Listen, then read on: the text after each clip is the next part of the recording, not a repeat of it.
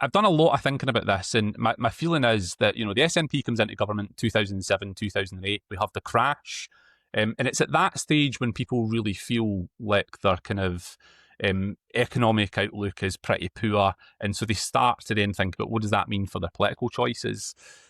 So in my constituency, in 2014, in East End of Glasgow, they voted majority yes for independence. They voted, obviously, overwhelmingly SNP in the 2015 kind of tsunami, landslide, whatever you want to call it. But also in my seat, 45% of the electorate here voted for Brexit.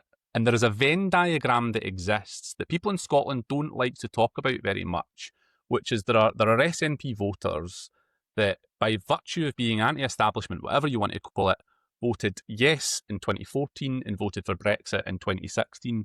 Fast forward a little bit, some of those voters then went and voted for Corbyn in 2017 because he was the populist anti-establishment choice. They then, voted to get Brexit done. They were angry in 2019. Some of them then went back to Labour in 2024 because they just wanted the Tories out. They just wanted a change. Fast forward a year, they've not got that change, and they're now bloody angry. And so we know, and it is just an inescapable fact, it is the inconvenient truth for those that are in the SNP, that basically around about 10% of SNP voters in 2021 are currently flirting with voting for reform. And we need to think about why it is that they're in that space at the moment. How do we talk to them? I'm not 100% comfortable labelling them all as kind of far right because, yeah, some of the demographics that you described there, Callum, are challenging. And as you described that, people have in their mind the image of that voter and where they live. One of the things that we saw in Hamilton, in the Hamilton Larkhall Stonehouse by-election, though, was that people were voting reform from quite a number of different demographics. People who were in kind of new built houses with 2 and 3 cars in the driveway.